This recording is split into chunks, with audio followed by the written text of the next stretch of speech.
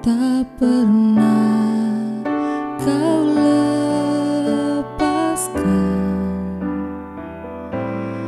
dari kasih-Mu.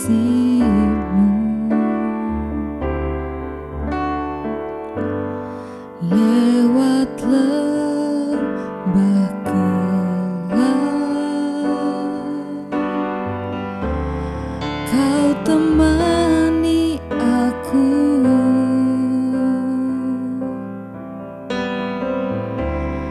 Roh-Mu bekerja selalu untuk kebaikanku.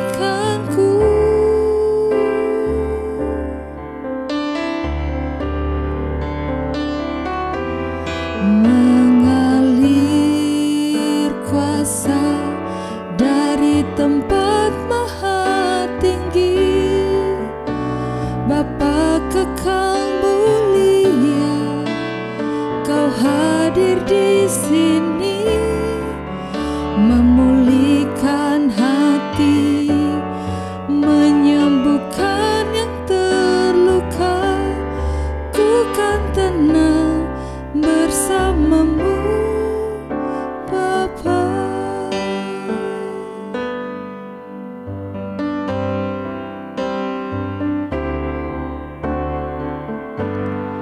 Bapa, Kau mendengar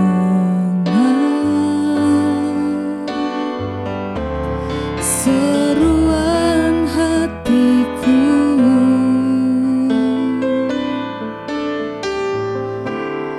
Tak pernah Kau lepaskan dari kasih-Mu.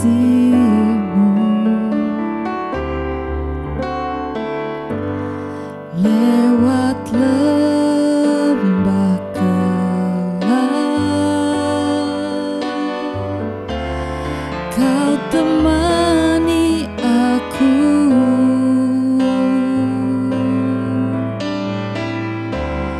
Roh-Mu bekerja selalu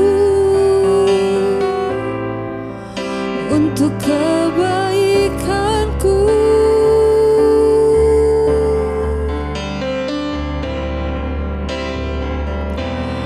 Mengalir kuasa dari tempat maha tinggi, Bapa kekal mulia, Kau hadir di sini, memulihkan hati, menyembuhkan yang terluka.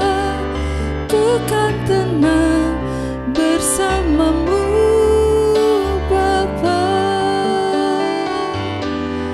Ku kan tenang bersama-Mu, Bapa. Ku kan tenang bersama-Mu, Bapa.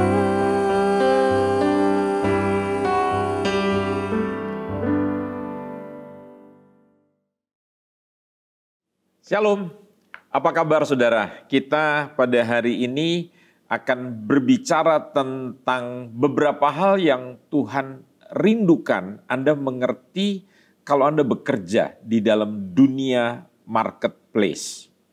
Ada banyak orang sebagai seorang percaya kita tidak memahami apa yang sebetulnya menjadi rancangan Tuhan di dalam kita bekerja dalam kehidupan ini. Saudara-saudara, Tuhan seringkali berkata begini, bahwa saya tidak dapat mengerjakan apapun di dalam hidup ini kalau saya tidak melihat Bapa di surga. Bayangkan, sebagai seorang pribadi anak Allah, dia selalu memperhatikan daripada pekerjaan Bapaknya. Saya pikir setiap orang di dalam hidup ini punya role model gitu, punya contoh.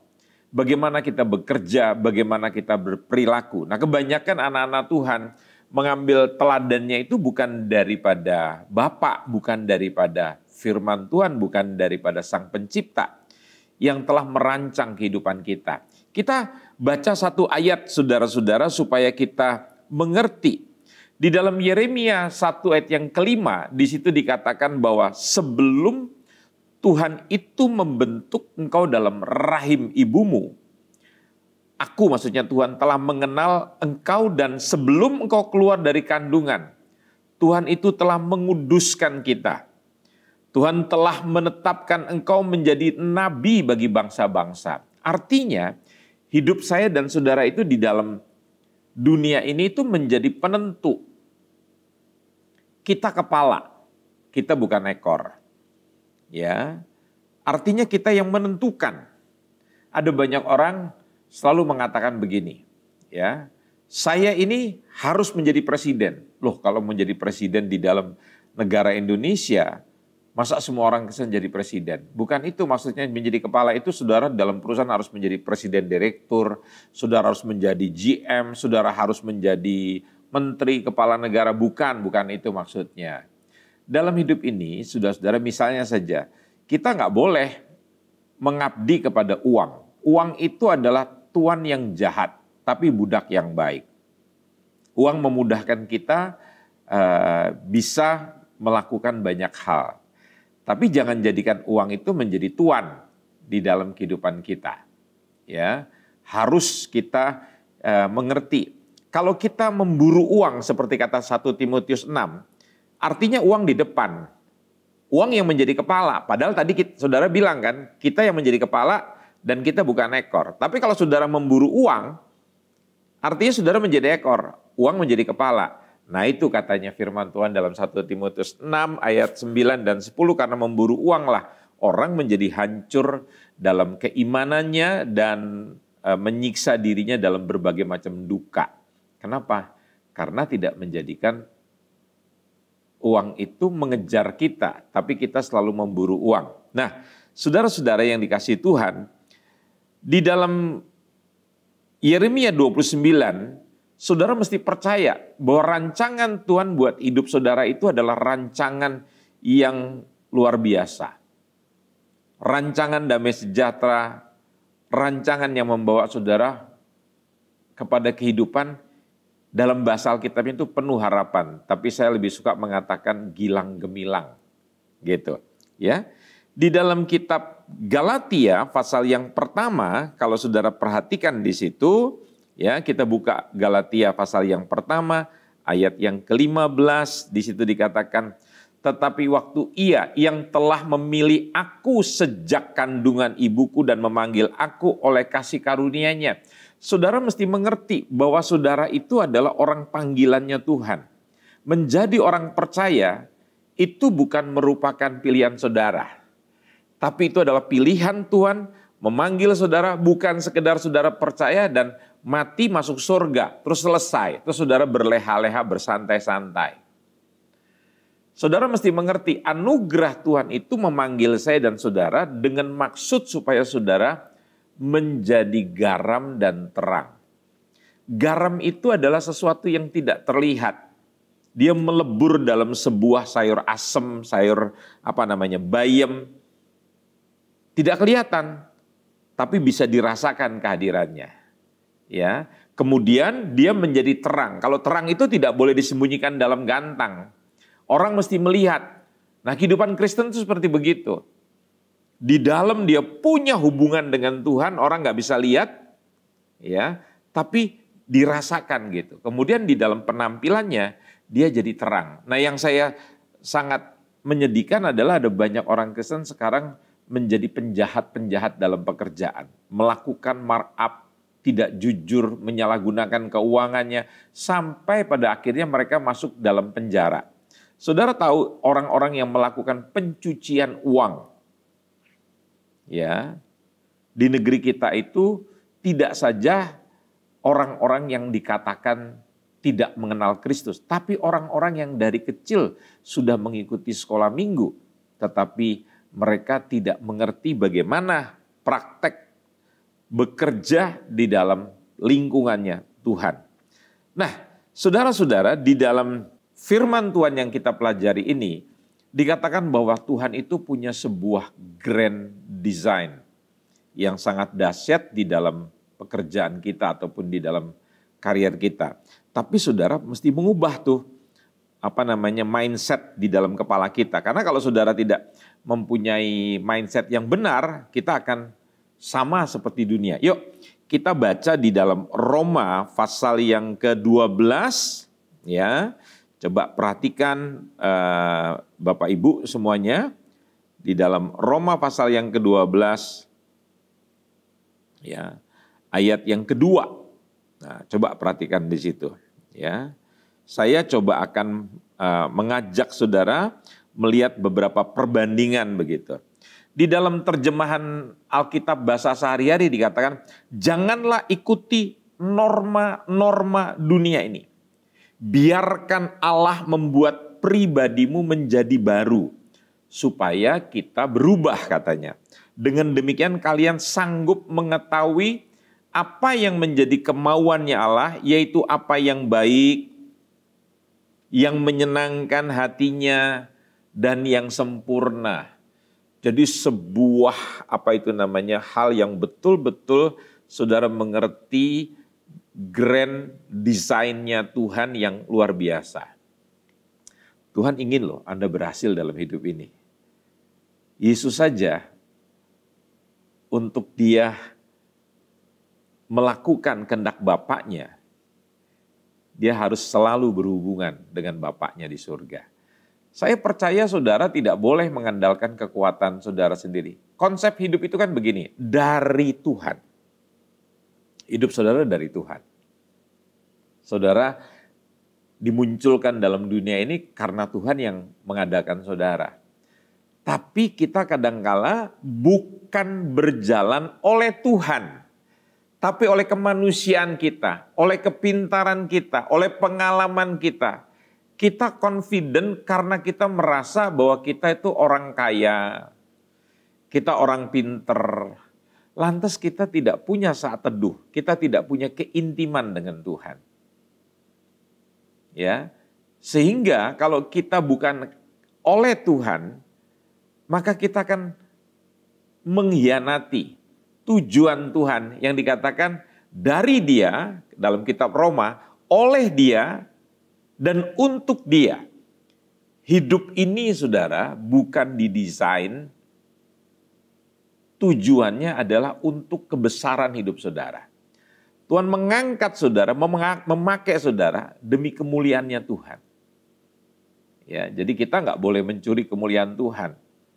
Itu sebabnya kalau kita hidup tidak di dalam pengertiannya Tuhan dan kita ingin menjadi sama seperti Tuhan, kita menjadi sombong karena pencapaian-pencapaian kita.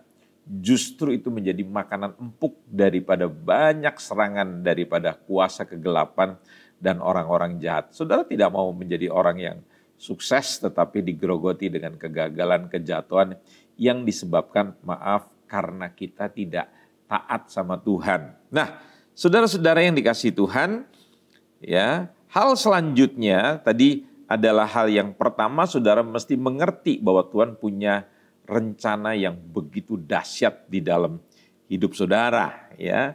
Nah, sekarang yang kedua, untuk saudara mengerti rahasia sukses di dalam karier, dalam pekerjaan saudara, seperti tadi yang dikatakan dalam Injil Yohanes 5 ayat 19, dia berkata sesungguhnya anak tidak dapat mengerjakan sesuatu dari dirinya sendiri kalau dia nggak melihat Bapa mengerjakannya. Sebab apa yang dikerjakan Bapa itu juga yang dikerjakan anak. Dunia mengatakan begini, belajar yang paling gampang itu adalah melihat role model, melihat contoh. Jadi kita ngikutin saja pemimpin kita, follow the leader katanya orang dunia, mengikuti pemimpin. Nah, pemimpin saya dan saudara siapa? Siapa master dalam kehidupan saya dan saudara? Tuhan. Itu sebabnya saudara penting sekali rahasia untuk sukses itu dikatakan dalam Matius 6 ayat 33. Carilah dahulu kerajaan Allah dan kebenarannya, maka semuanya akan ditambahkan kepadamu. Saya mau mengajak saudara untuk melihat di dalam terjemahan yang lain gitu ya. Yuk kita buka di dalam Injil Matius Lihat Alkitab saudara semuanya belajar seperti begini mesti menyiapkan Alkitab dan saudara mesti menyiapkan pena dengan kertas supaya saudara bisa belajar. Nanti diulangi pada program ini selesai nanti. Ayat 33 dalam Alkitab terjemahan baru tadi saya sudah kutip, tetapi saya mau compare coba dengan terjemahan yang lain begitu. Nah, perhatikan baik-baik. Tetapi hal yang harus kamu utamakan adalah hidup dengan cara yang pantas dan benar sebagai warga kerajaan Allah. Dan semua hal yang kamu butuhkan akan diberikan juga kepadamu. Itu dalam terjemahan sederhana Indonesia. Dalam terjemahan firman Allah yang hidup, dikatakan Tuhan akan mencukupi segala kebutuhan kalian dari hari ke hari, jika kalian mengutamakan kerajaan Allah dan hidup menurut kehendaknya, kemauannya. Dalam terjemahan baru dikatakan, dalam terjemahan bahasa sehari-hari, usahakanlah supaya Allah terlebih dahulu memerintah atas hidupmu. Dan lakukan kehendaknya, maka semua yang lain akan diberikan Allah juga kepadamu. Jadi rahasia sukses itu saudara-saudara bukan kita hidup oleh kekuatan kita, oleh pengalaman kita, oleh arogansi kita, oleh ketinggian pendidikan kita. Tetapi kita harus selalu mempunyai hubungan intim dengan Tuhan. Nah, saya mempelajari rahasia suksesnya Daud, rahasia suksesnya Yusuf, rahasia suksesnya Abraham. Itu mereka mempunyai hubungan. Daniel dikatakan sehari 3 kali. Daud sehari 3 kali berhubungan dan 7 kali sehari memuji-muji Tuhan. Artinya apa? Sudah menjadi habit, sudah menjadi sebuah kebiasaan yang luar biasa. Jadi saya mau katakan kalau Anda ingin menjadi orang yang berhasil di dalam dunia kerja, bangunlah secara sengaja untuk mempunyai hubungan intim dengan Tuhan. Kemudian saudara mesti tahu yang ketiga yang saya mau sampaikan pada pertemuan ini, belajar kebenaran ini. Saudara, ya, Tuhan itu mau sekali saudara melayani Dia melalui profesi atau melalui pekerjaan Anda. Jadi Anda itu dirancang Tuhan untuk bekerja, bukan bermalas-malasan. Ya. Dan harus dipenuhi dalam pekerjaan. Karir atau pekerjaan saudara itu adalah rancangan ilahi yang harus mencerminkan kemuliaan Allah. Artinya begini, waktu Anda bekerja di dalam marketplace, di dalam dunia usaha, dunia itu bisa melihat kemuliaan Tuhan melalui pekerjaan saudara yang baik. Jangan sampai dunia melihat bahwa etos kerja saudara jauh lebih buruk daripada orang yang tidak mengenal Tuhan. Kejujuran saudara, sikap saudara. Saya pernah dengar ada seorang hamba Tuhan begitu ya, sewaktu dia masih kuliah, dia melihat seorang wanita yang cantik dan semua mata tertuju pada dia. Dan satu saat saudara, perempuan yang cantik ini duduk mendapat bangku pas di sebelah dia. Lantas dia coba mengatakan, hamba Tuhan ini coba mengatakan dengan ramah kepada si perempuan ini, selamat sore, Anda cantik sekali dan Anda adalah wanita yang luar biasa. Langsung perempuan itu dengan wajah yang tidak bersahabat dan lantas dia buang muka dan dia mengatakan begini, kamu gak usah macam-macam dengan saya. Dan saudara tahu, selama 1 semester perempuan itu tidak pernah mau bersahabat, menegur, berbicara. Mungkin perempuan ini cantik, perempuan ini pintar, tetapi karena sikapnya begitu banyak orang menjauhkan dirinya. Jangan sampai karena sikap kita yang tidak baik membuat kita tidak bisa naik, saudara-saudara. Saudara tahu yang namanya pesawat itu, ya.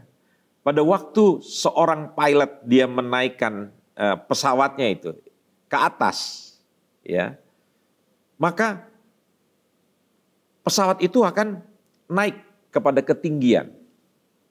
Tapi begitu dia mengarahkan ke bawah, maka pesawat itu akan turun sekian ribu kaki.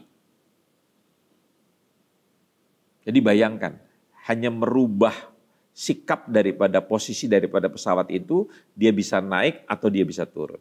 Itu bicara apa, saudara? Kehidupan kita. Sikap kita yang positif akan membawa kita untuk naik pada puncak. Sikap itu apa sih, saudara? Keramahan saudara, kebaikan saudara, senyum saudara, ya.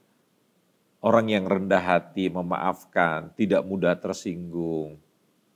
Ya, saudara tidak gampang memprovokasi orang, saudara memperlihatkan kebencian saudara, begitu. Jadi kalau saudara punya sikap yang negatif, itu tanpa sadar saudara membawa hidupmu sendiri turun. Saudara nggak bisa merubah orang lain loh. Ya, dan saudara tidak bisa mengatakan bahwa saya menjadi tidak hebat itu karena saya berhadapan sama orang-orang yang tidak bermutu. Kita nggak punya hak untuk mengubah orang dan kita tidak bisa mengubah orang.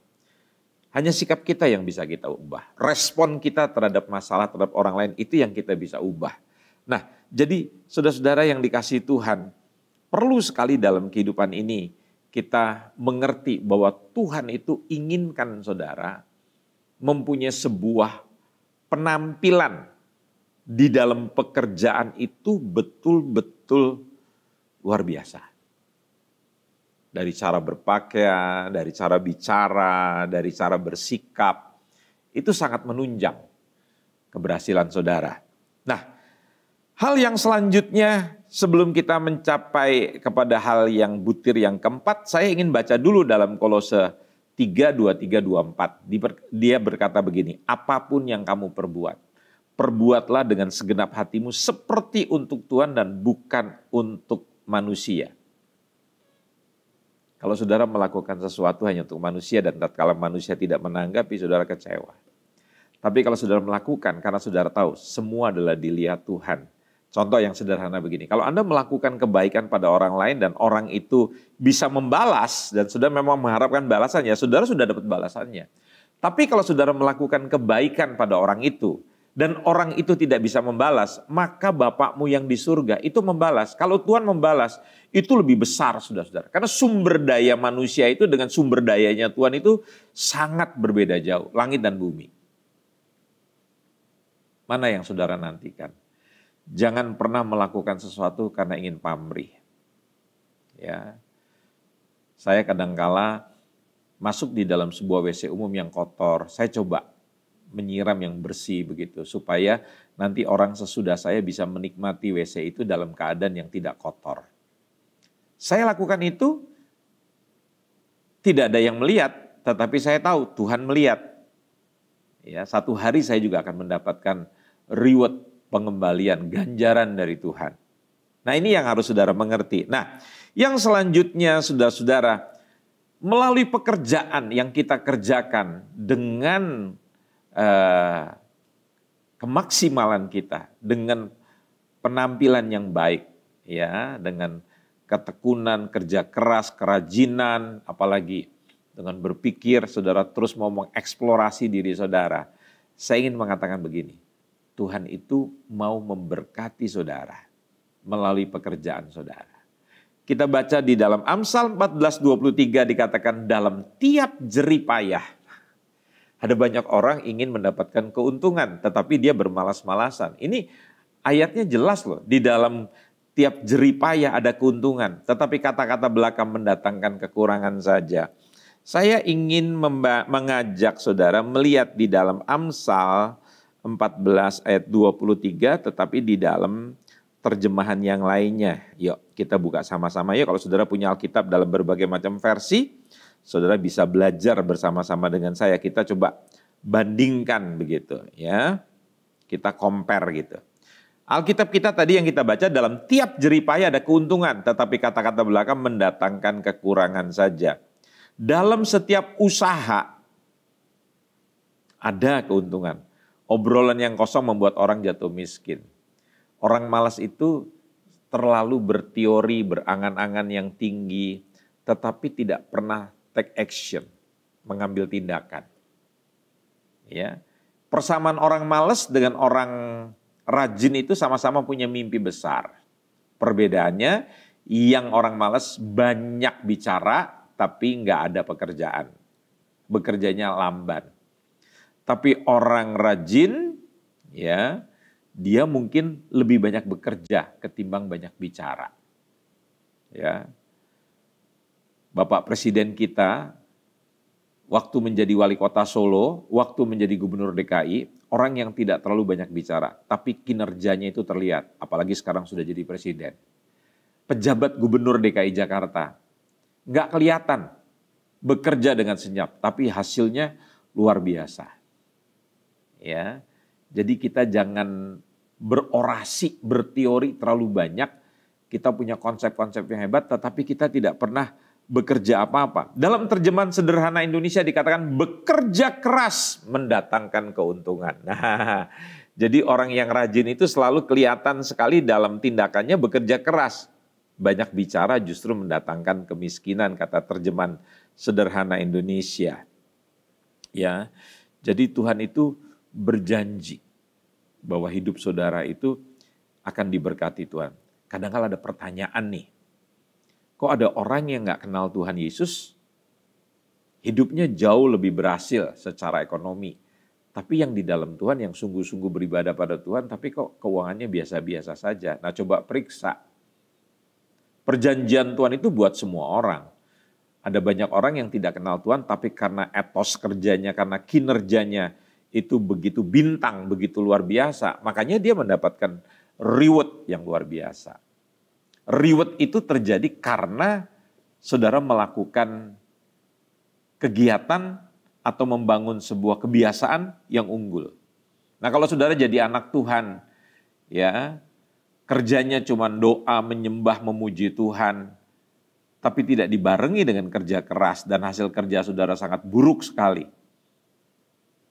Perusahaan itu dia nggak mau tahu tentang doa saudara. Ya, seharusnya garam itu yang tidak terlihat, tapi dirasakan hadiratnya gitu kira-kira. Makanan tanpa garam dengan ada garam kan beda. Tapi begitu saudara mendapatkan garam daripada Tuhan, Anda digarami oleh Tuhan. Anda garam tuh, ya. Anda belajar jadi terang. Nah, terang itu nggak boleh ditutupi dengan gantang. Dia harus terlihat begitu kira-kira. Ya.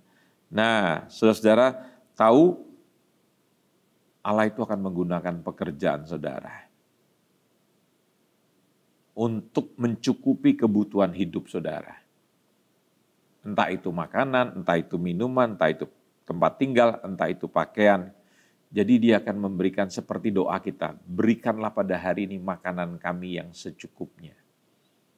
Jadi janji Tuhan itu mencukupkan kebutuhan saudara. Amsal 8:18, Amsal 8:18. Kekayaan dan kehormatan ada padaku, juga harta yang tetap dan keadilan. Wow. Jadi Tuhan ingin saudara berhasil. Tuhan tidak ingin saudara mengalami kegagalan. Dan saya mau tutup dengan poin yang selanjutnya, saudara-saudara. Kadangkala apa yang kita mimpikan, kadangkala apa yang Tuhan janjikan. Saudara ingat tentang Yusuf. Sewaktu dia masih remaja berumur 17 tahun, dia mendapatkan mimpi bahwa nanti saudara-saudaranya akan, di bawah kekuasaannya akan, kalau bahasa Alkitab itu menyembah, maksudnya tunduk gitu, akan menghormati. Jadi Yusuf akan mendapatkan kedudukan yang luar biasa. Anda lihat Daud pun dia ditabiskan oleh Nabi Samuel, diurapi menjadi raja. Tapi apa yang dijanjikan Tuhan kepada mereka itu tidak serta-merta mereka terima. Dan Anda tahu Yusuf harus menghadapi tekanan daripada saudara-saudara kandungnya, dibuang ke sumur, apalagi dijual jadi budak belian, sudah bekerja dengan bagus difitnah oleh majikan, masuk penjara. Sehingga dia mengalami pintu yang tertutup saat-saat kegelapan dalam hidupnya. Sepertinya riwayatnya sudah habis. Kemudian Daud, Anda tahu, kemenangan-kemenangan, promosi yang luar biasa menjadi panglima, bahkan menjadi menantu raja. Itu dia tidak nikmati. Seterusnya. Akhirnya dia menjadi buron. Saudara bisa bayangkan. Dia dikejar untuk dibunuh oleh rajanya sendiri. Sampai dia harus mengungsi ke negeri yang lainnya. Saudara coba lihat pada waktu peristiwa dalam Injil Yohanes pasal yang kedua. Pesta itu diadakan untuk sang mempelai. Tiba-tiba tamunya lagi asik minum dan tamunya begitu banyak, persediaan anggur itu tidak mencukupi. Dan itu memalukan sekali bagi adat istiadat orang-orang pada masa itu.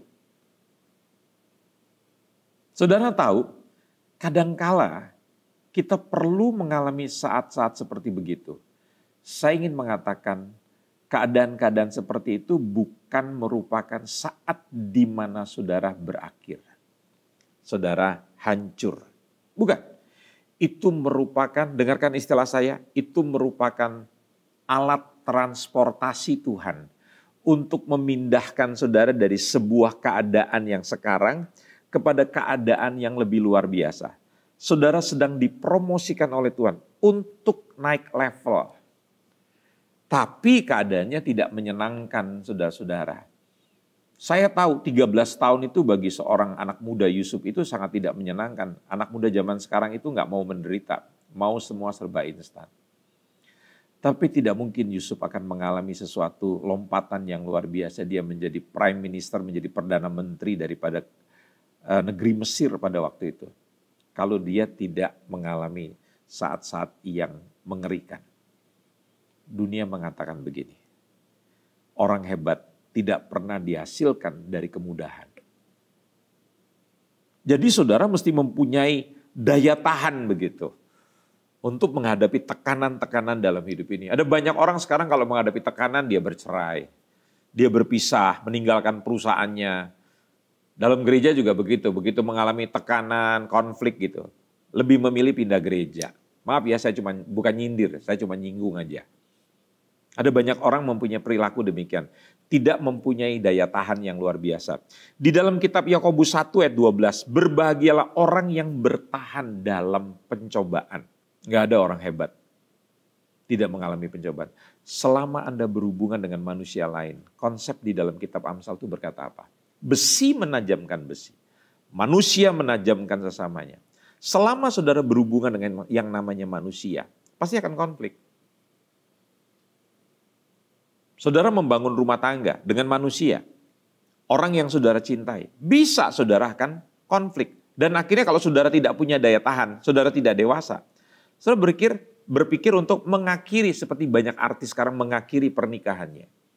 Dan saudara pikir dengan orang baru, menikah dengan orang baru, saudara tidak akan konflik. Penelitian membuktikan orang yang tidak setia dengan pasangan pertamanya, nanti kalau dia menikah lagi, kecenderungan untuk gagal itu lebih besar lagi begitu.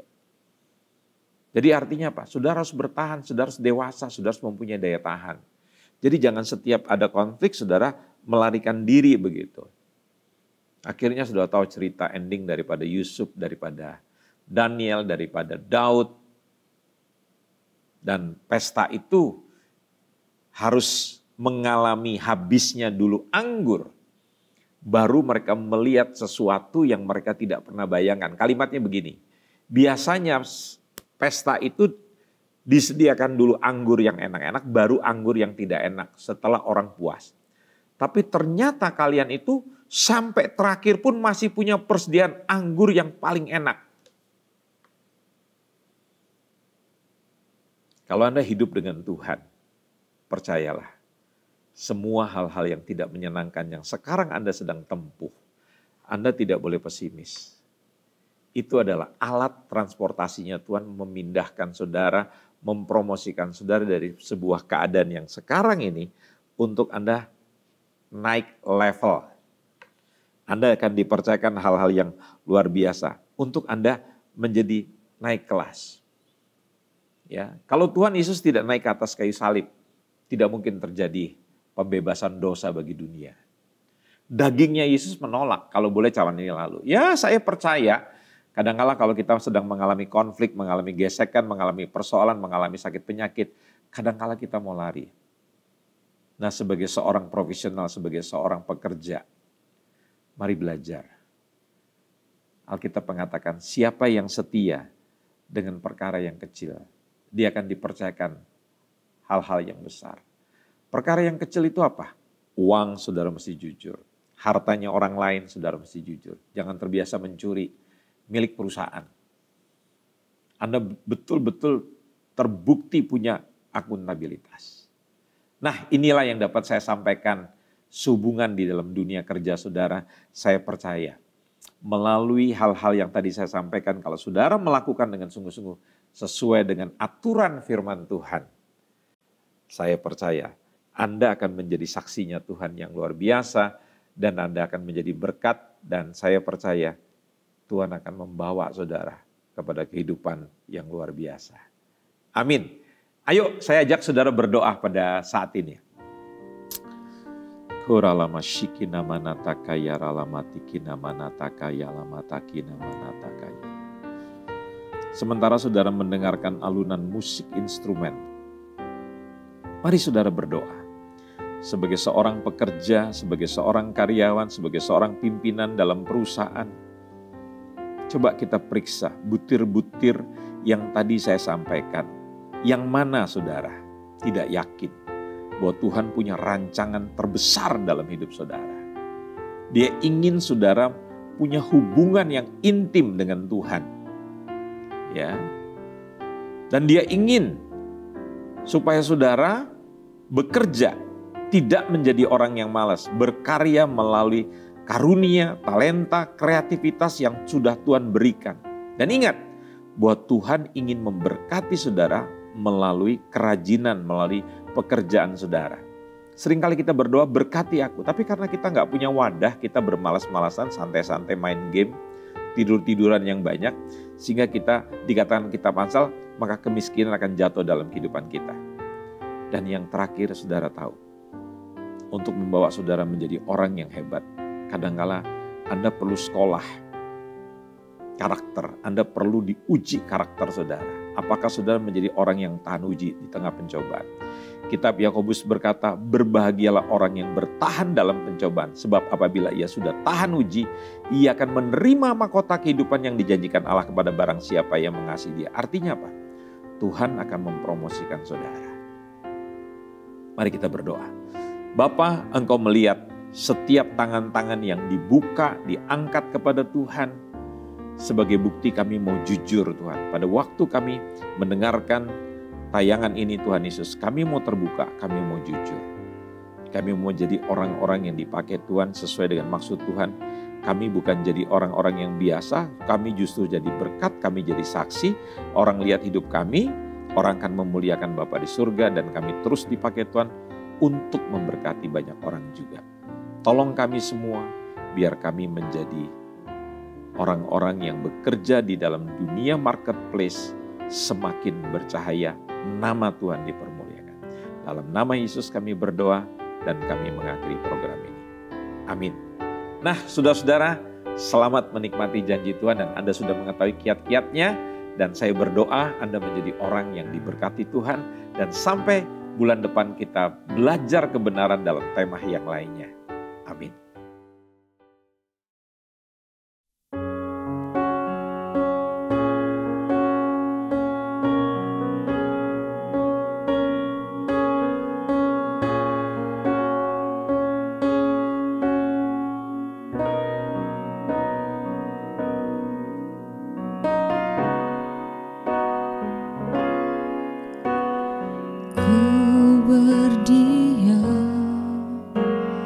Dekat Bapa semakin indah, indah ku rasa. Aku dilayakkan untuk memuji Dia. Kudus, kuduslah Raja segala raja. Ku bernyanyi bagi Dia, korban terindah akan ku sembahkan. Pujianku naikkan, jiwaku bersorak, aku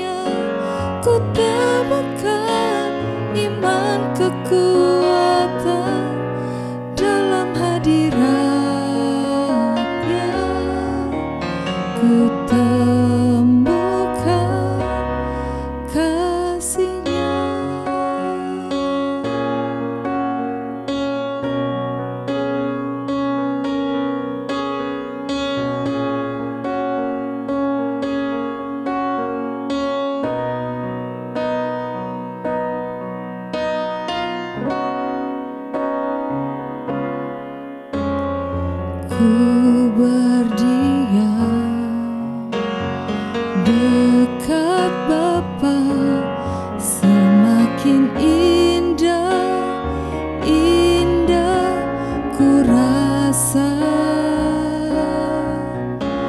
Aku dilayakkan untuk memuji Dia, kudus, kuduslah Raja segala raja. Ku bernyanyi bagi Dia, korban terindah akan ku sembahkan, pujian ku naikkan, jiwaku bersorak, aku diangkat semakin dekat dengan Bapa. Dalam hadirat-Nya ku rasa bahagia, dalam hadirat-Nya ada damai dan sejahtera. Dalam hadirat-Nya ku temukan iman, kekuatan. Dalam hadirat-Nya ku temukan, dalam hadirat-Nya ku temukan, dalam hadirat-Nya ku temukan kasih-Nya.